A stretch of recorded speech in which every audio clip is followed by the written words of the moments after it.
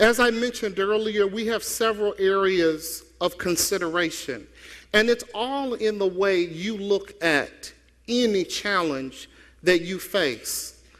And people will say very oftentimes they'll put concerns in red, but I want to know where I am. I never would like to go to an oncologist and they say, because they don't want to hurt my feelings, oh my God, you're as healthy as a horse. Only because they did not want to say you have 4 months to live. I want to know where I am. And I think that it's very important for us to be able to highlight our successes, but to also look at areas of consideration so we know what we need to do differently. And we're not going to give students more of the same stuff that we've given them when we see that that didn't work. We need to be able to go back and reteach differently and to expect different outcomes. So for fourth grade reading, we have been able to mine down and disaggregate the data and see the specific areas where we are going to focus our attention, which includes comprehension, narrative text, and word study. We see that in grade 5, science, we have identified those areas specifically in science that we're going to focus on and not just look at fifth grade science as a whole and just say, do better. That makes no sense. We need to know where we need to do better. And the same is true for grade 6 social studies. Those are areas that we are going to improve in. Additional areas of consideration is that when we looked at 8th graders across the board, we looked at both the math and science challenges that existed. And although when we disaggregated the data, we did mine down and find out that not only did our students not do as well as we would have liked them to do in terms of proficiency in math in 8th grade, but we found out that it was a challenge across the state in terms of 8th grade performance in terms of math. But because it was a challenge across the state doesn't mean that we're going to back and say, oh, well, see, everybody had a challenge. No, we're going to fix it.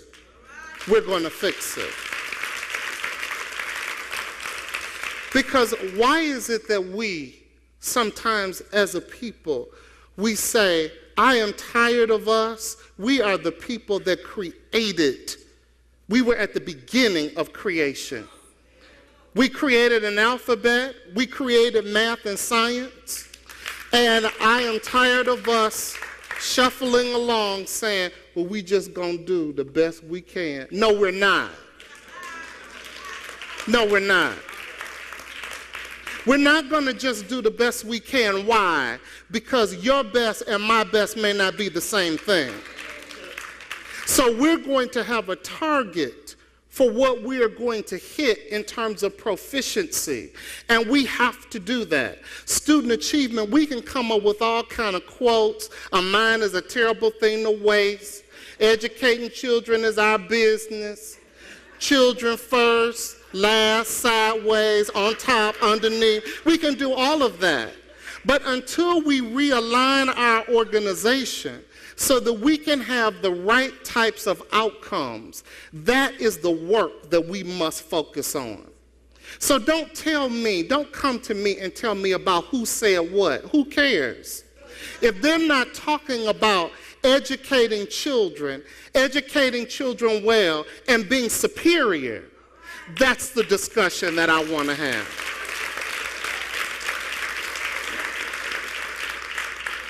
So we decided that we were going to have some bold and audacious goals, and that we want every parent in this district to have access to quality education for their child. Every parent, not some, but every parent.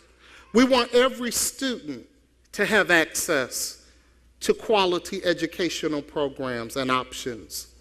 And we want every student to flourish in their niche. For example, we as a people have got to wake up, and we have got to stop saying in organizations that educate black and brown children that as soon as we have to cut something, that the first thing that we cut is the arts. We have to stop doing that.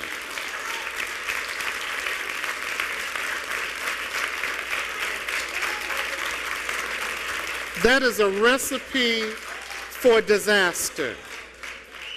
And simply because we are a district that has a deficit, we refuse to kowtow and capitulate to being an organization that offers bare bone minimum education. We can't do it. And then expect for our children to be able to go out and compete in the 21st century. It seems like people are so excited when they hear a sad story. As soon as they hear a sad story and they say, oh, you are in deficit, oh, you had to close school, oh, you can only offer reading and math and nothing else, oh. And they walk out almost a little happy.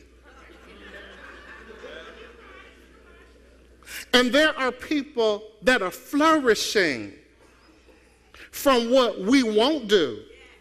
They're flourishing because someone else is willing to do it.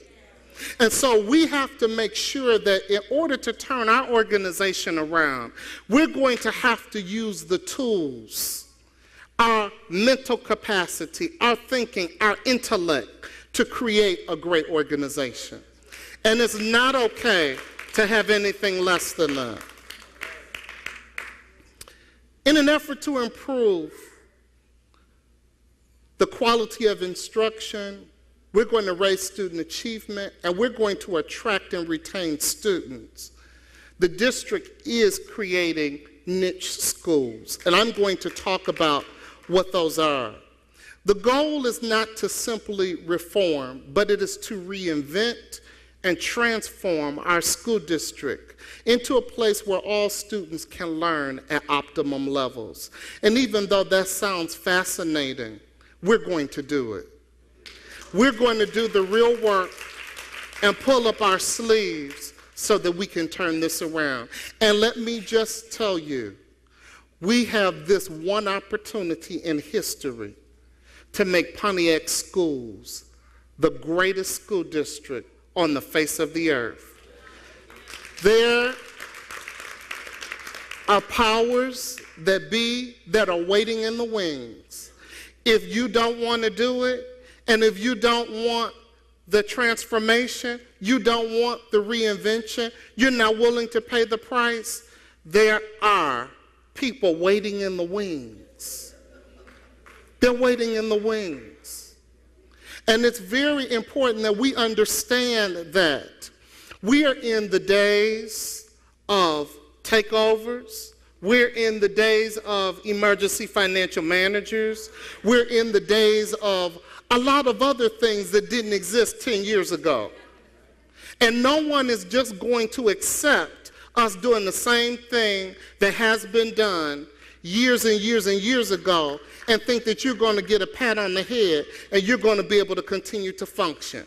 Because the $88 million that it takes to run you, they'll be glad to spread that somewhere else. So we have to take this opportunity to make ourselves and govern ourselves. We are not people that are slaves. We have been set free.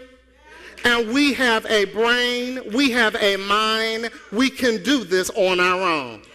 We can do this.